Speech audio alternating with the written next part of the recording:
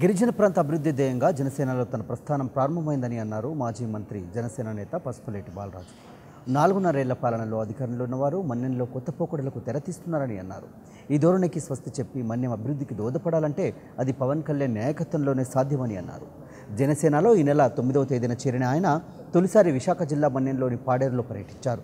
మన్యం ప్రాంతం వాసిగా అక్కడి సమస్యలపై పూర్తి అవగాహన ఉందన్న ఆయన వాటి పరిష్కారం దిశగా అడుగులు వేస్తున్నట్లు తెలిపారు.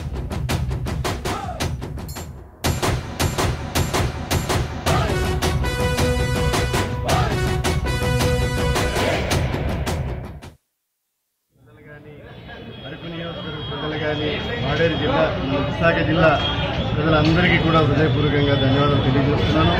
ఇంత అద్భుతమైనటువంటి ఒక స్వాగతం పలకడమే కాకుండా సన్మానంతో గౌరవంతో ప్రేమతో నేను మంత్రిగా వచ్చినప్పుడు కూడా ఇంత గౌరవంగా ఇంత ఆదరాభిమానాలతో ఆహ్వానించలేదు.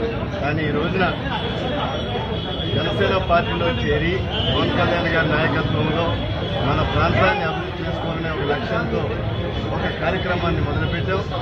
ఈ ఆదరణ చూస్తుంటే తప్పకుండా రాష్ట్రంలో జనసేన పార్టీ అధికారంలోకి వస్తుందని, భవిష్యత్తులో మన ప్రాంతానికి అభివృద్ధి విషయంలో కానీ సంక్షేమ విషయంలో కానీ ఈ నెగ్లెక్ట్ చేసినటువంటి విషయాలన్నింటిపైన కూడా పవన్ కళ్యాణ్ గారు వాళ్ళు చెప్పే మాటలపైన ఒక విశ్వాసం నమ్మకం పెరిగింది ప్రజల్లోనే. దానికి నిదర్శనం. అందరూ కూడా సహకరించండి. తప్పకుండా మన ప్రాంతాన్ని అభివృద్ధి చేసుకుందాం. మన ప్రాంతాన్ని కాపాడుకోవడానికి కోసం అని చెప్పేసి మేము చేస్తున్న ప్రయత్నంలో ప్రజలందరి తాలూకా సహకారం కావాలని. For more updates, please subscribe 99 TV Telugu.